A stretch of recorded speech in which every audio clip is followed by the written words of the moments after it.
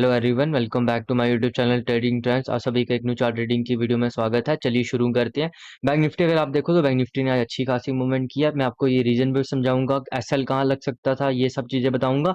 But जो important रहने वाला है कि इस चार्ट की यूनिकनेस है, क्योंकि ये जो चार्ट आज बना है, लाइफ में कभी भी ऐसा चार्ट रिपीट नहीं होगा। सेम पैटर्न रिपीट हो सकता है बट सेम इंटेंसिटी के साथ, सेम कन्विक्शंस के साथ, सेम बिलीफ के साथ ये चार्ट कभी वापस नहीं बनेगा। इसलिए मैं कोशिश कर रहा हूँ कि आपको मैं कहीं न कहीं जो चार्ट रीडिंग की वीडियोज़ हैं वो आपको मैं रियल मार्केट में समझाऊँ। कंटिन्यूअसली आपको मैं बताता हूँ कि जो रियल कंडीशंस हैं, ये जो कंडीशन बनी है रियलिटी में बनी है। इसलिए मैं इसके ऊपर चार्ट रीडिंग की वीडियो आपको बना रहा हूँ, क्योंकि कंटिन्यूअसली आपको समझ आए कि असल में चार्ट मूवमेंट किस तरीके करते हैं, किस तरह की कंडीशंस यूज़ होती हैं। क्योंकि सारे आपको कंडीशंस बता देंगे, बट इन मार्केट में जब मार्केट में जो मूवमेंट आएगी उसको आप आइडेंटिफाई नहीं कर पाओगे। तो मैं कुछ आपको आप देखो कंटिन्यूअसली, अगर आपने 6-7 महीने मेरे चार्ट ट्रेडिंग की वीडियोस देख ली, मैंने अभी तक 30 के करीब वीडियोस अपलोड कर ली हैं, उनको जाके आप चेकआउट करो, आपको समझ आएगा कि चार्ट को कैसे रीड करते हैं। अगर आपने कंटिन्यूअसली 6-7 महीने चार्ट को रीड करना सीख लिया, सबसे इंपॉर्टेंट रहने वाला है, सबसे मेजर पॉइंट रहने वाला है कि पहले नंबर आपको एक या दो ही चार्ट देखने हैं।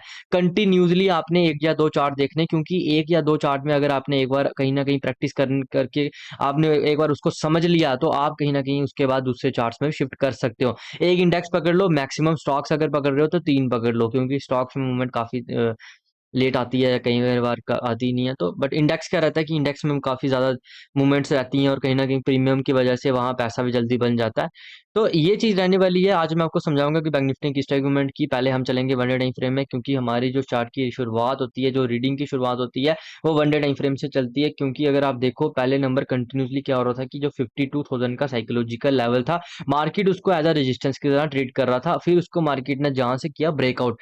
ब्रेकआउट करने के बाद मार्केट ने क्या किया, लगातार 2 दिन साइडवेज मार्केट रहा। कहीं न कहीं मार्केट ने एक रेंज बनाई। मैं आपको हमेशा बताता हूँ कि मार्केट वन वे मूवमेंट नहीं करता। मार्केट तभी मूवमेंट करेगा या मार्केट सस्टेन होगा या रेंज बनाएगा, उसके बाद ही मूवमेंट करेगा। तो मार्केट ने 2 दिन रेंज बनाई। 5 मिनट टाइम फ्रेम में देखते हैं कि किस तरीके की रेंज बनी। देखो कई बार रेंज सीधी बनेगी, कई बार अलग तरीके से बनेगी, बट कहीं न कहीं वो आपको समझना पड़ेगा।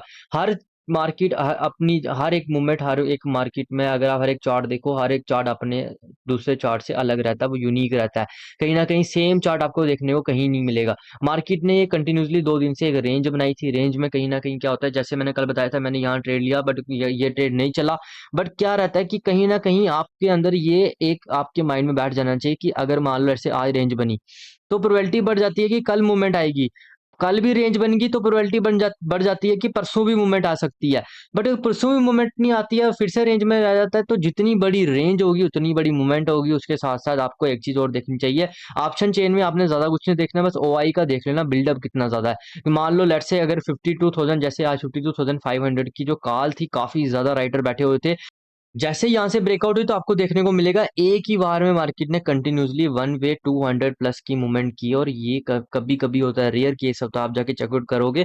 हर दिन ऐसा नहीं होता, मार्केट हफ्ते में, 2 हफ्ते में, 3 हफ्ते में कहीं जाके एक ऐसी मूवमेंट देता है जहाँ पर आपको वन वे डायरेक्शनल मूव मिलती है।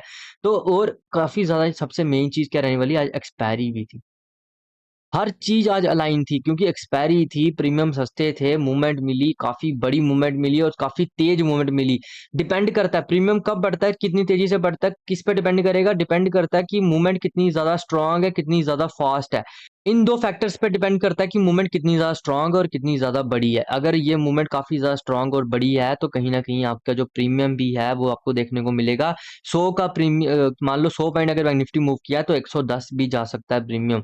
डिपेंड करता है कि कितने ज़्यादा कॉल राइटर बैठे हैं, कितनी इंटेंसिटी के साथ मार्केट मूव कर रहा है। तो ये चीज़ें मैटर करती हैं और कौन-सा डे है। अगर एक्सपायरी वाला दिन है, तो काफ़ी तेज़ी से आपको प्रीमियम बढ़ते हुए दिखेंगे।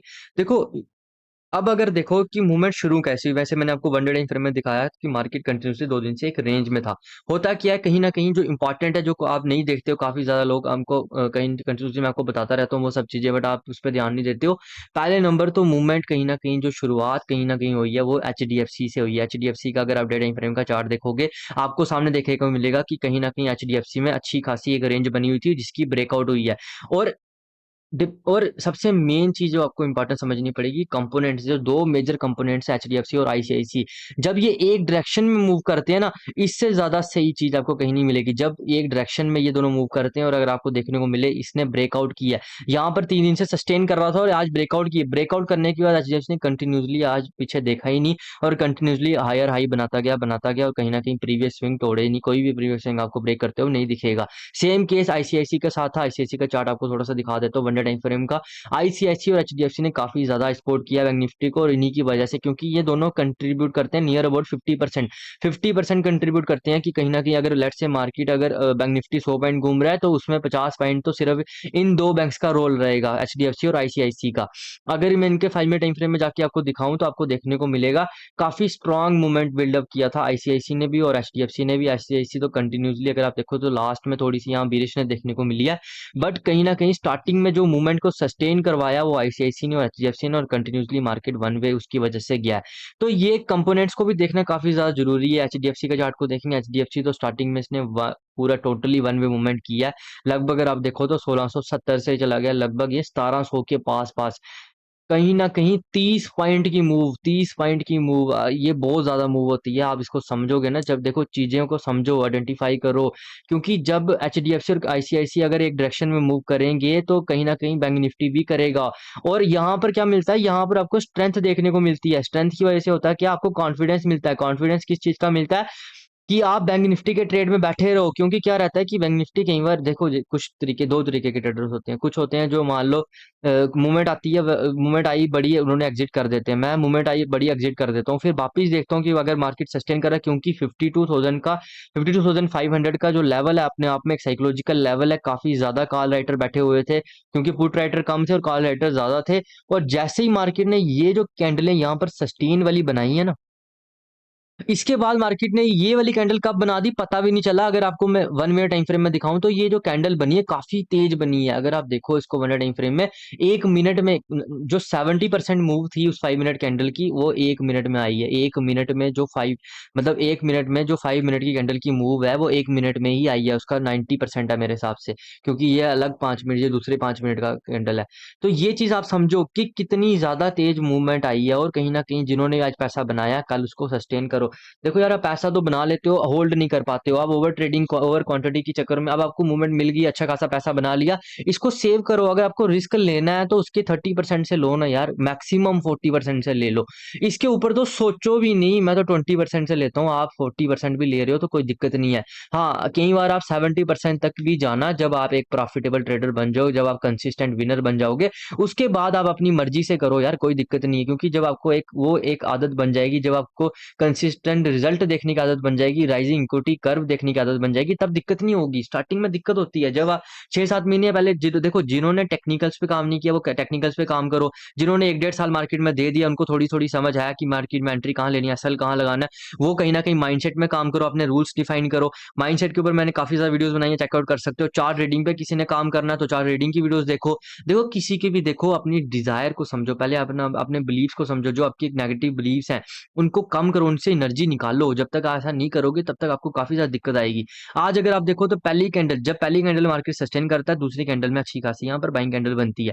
आप देखो एंट्री कहाँ ले सकते थे, आप देखो दो रीजन है। आप एंट्री सी क्लोजिंग पे भी ले सकते हो, चलती मार्केट पे भी ले सकते थे। क्यों? क्योंकि एचडीएफसी का स्ट्रॉन्ग हैंड में था, एचडीएफसी ने ब्रेकआउट की थी, आईसीआईसी ने अपने ऑल टाइम हाई के पास आके ट्रेड कर रहा था, कोटक बैंक भी ठीक चल रहा था, एक्सिस स्टार्टिंग में सुबह गड़बड़ कर रहा था, एसबीआई भी पर ठीक था। तो आप कंपोनेंट्स को देख के ये सब चीजें कैसे समझ आएंगी, कंपोनेंट्स को देख के। 5 कंपोनेंट्स, मेजर जो कंपोनेंट्स है उनको अगर आप देखोगे, ये 90% कंट्रीब्यूट करते हैं बैंक निफ्टी में, तो ये काफी ज्यादा आपको हेल्प करेंगे। अगर आप देखो तो आप इसके रनिंग मार्केट में भी एंट्री ले सकते थे। देखो इसका एसएल कहाँ लगाना है, ये एसएल को समझो।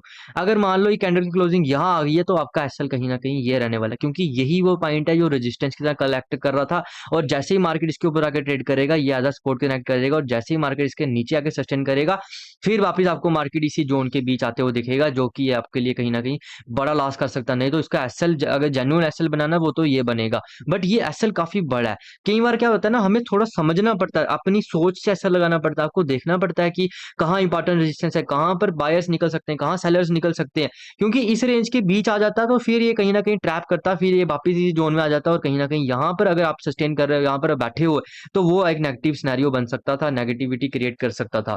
बट मार्केट क्या करता है, मार्केट वन वे ऊपर जाता है, यहाँ पर एक होल्ड कैंडल मिलती है, पास कैंडल बोल सकते हो, फिर एक मूवमेंट करता है, फिर जो इंपॉर्टेंट वापिस अगर आपको देखने को मिले तो इस जोन के पास, क्योंकि 52,500 का साइकोलॉजिकल लेवल अपने आप में इंपॉर्टेंट है। उसके बाद यहाँ पर काफी ज्यादा कॉल राइटर्स का काफी ज्यादा बिल्डअप था, ओई का बिल्डअप था।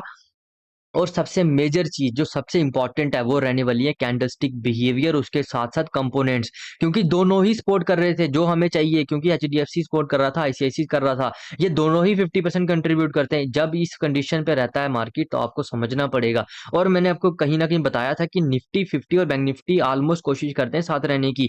तो निफ्टी 50 कहीं ना कहीं ऑल टाइम हाई के पास ट्रेड कर रहा था और bank Nifty all time high से थोड़ा दूर था। तो उस वो भी एक रीजन होता है। देखो ये भी कोरिलेशन है, अगर आप ये चीजें आपको कब समझ आएंगी, जब कहीं ना कहीं आपने 6-7 महीने साल एक प्रैक्टिस की होगी, चीजों को समझा होगा, न्यूज को समझा होगा। जैसे क्रूड ऑयल का डायरेक्ट इंपैक्ट होता है मार्केट में, काफी ज्यादा चीजों का, डॉलर्स का काफी ज्यादा इंपैक्ट होता है मार्केट में, वैसे ही ये है, ये कोरिलेशन है, आप जाके चेकआउट करो। काफी ज्यादा कई बार क्या होता है, निफ्टी 50 मूवमेंट कर देता है बट बैंक निफ्टी नहीं करता, बट फिर कई बार क्या होता है कि बैंक निफ्टी मूवमेंट करता है तो निफ्टी 50 नहीं करता। और सेम आज हुआ निफ्टी 50 की तो काफी ज्यादा स्ट्रगल कर रहा था ऊपर जाने में। निफ्टी 50 लगभग जो ऑल टाइम हाई के पास ट्रेड कर रहा था, आज भी लगभग ऑल टाइम हाई के पास ही आके ट्रेड किया, पर बैंक निफ्टी ने अगर आप देखो तो अच्छी खासी मूवमेंट किया। देखो ये चीजें भी आपको समझनी पड़ेंगी। और सबसे जो इंपॉर्टेंट है कैंडलस्टिक बिहेवियर, अगर आप देखो तो इंपॉर्टेंट यहाँ पर अगर आप देखो ये जो दो कैंडलें बनी है ना, ये दो कैंडलें आपको कॉन्फिडेंस देती हैं। जो कंपोनेंट्स है वो आपको कॉन्फिडेंस देते हैं। कॉन्फिडेंस कहाँ से आता है, जब आपके पास पीछे पैसा बनाया होता है, जब आपके पास रूल्स होते हैं, जब आपका माइंडसेट होता है। देखो पहले नंबर तो आपको ये सोच के आना है कि मार्केट में एनी टाइम पे, गिवन टाइम पे कुछ भी हो सकता है, एनीथिंग कैन हैपन। ये एक अकेला बिलीफ आपको कहीं ना कहीं आपकी पूरी ट्रेडिंग जर्नी को चेंज कर सकता है। आपकी जो नेगेटिव इक्विटी कर्व है उसको पॉजिटिव में ला सकता है, आपको कंसिस्टेंट विनर बना सकता है। बस आपको एक्सेप्ट करना है कि आप कहीं ना कहीं, जब आपको लॉस हो आपने एग्जिट करना है, जब आप प्रॉफिटेबल हो आपको बैठना है। और एक्सेप्ट क्या होता है कि कई बार ना लोग सोचते हैं कि जैसे मान लो मैंने एसएल यहाँ लगाया, तो जब मार्केट यहाँ आया मेरे को एग्जिट करना है, वहां मैंने वेट नहीं करना कि मार्केट मैं एग्जिट करूं नहीं करूं। बट एक और गलती भी नहीं करनी है कि मार्केट यहाँ आया नहीं, यहाँ पर आया थोड़ा सा तो आप एग्जिट कर दो। और यही दिक्कत होती है कई बार, क्या होता है कि जब मूवमेंट आती है ना, और कई लोगों ने यहाँ एग्जिट कर दिया होगा, यहाँ एग्जिट कर दिया, यहाँ कर दिया होगा। इंपॉर्टेंट होता है मूवमेंट को राइड करो यार। आप देखना आपने जितनी बार भी एग्जिट किया ना, आपने गलती किया। अगर आप उसमें बैठे रहते आपको कुछ ना कुछ और प्रॉफिट मिलता। बट क्या होता है कि हमारा जो माइंड होता है ना, जो इन्फॉर्मेशन को प्रोसेस करता है, वो इस तरीके से करता है कि जब मार्केट हमारे फेवर में चल रहा होता है तो हमें लगता है कि भाई ये जो नीचे आ रहा है ये मेरा पैसा खा रहा है। और जब हमारे अगेंस्ट होता है हमें लगता है कि यार ये तो मार्केट कहीं से रिवर्स कर जाएगा। तो ये नेगेटिव बिलीफ जो हमारे अंदर बन चुकी हैं उनको आपको चेंज करना पड़ेगा। मेडिटेशन में फोकस करो, चार्ट की रीडिंग को समझो, क्या चीजें आ रही हैं सामने, बिल्कुल वही है, सेम सेम चीजें हैं, कैंडलस्टिक बिहेवियर, कंपोनेंट्स, यही सेम चीजें आपको कहीं ना कहीं बार बार आपको सुनने को मिलेंगी। रेजिस्टेंस सपोर्ट यहाँ पर सस्टेन चाहिए, इंपॉर्टेंट लेवल के पास आ रहा है तो वहां पर रेंज का अगर बन रही है तो वहां पर सस्टेन चाहिए। वहां पर उसके बाद आप थोड़ा सा ओआई भी देख सकते हो, मतलब ऑप्शन चेन भी देख सकते हो, देखना चाहो तो। देखो डिपेंड करता है आपकी मर्जी के ऊपर, मैं कम देखता हूँ बट कभी कभी देख लेता हूँ, कोई दिक्कत नहीं है।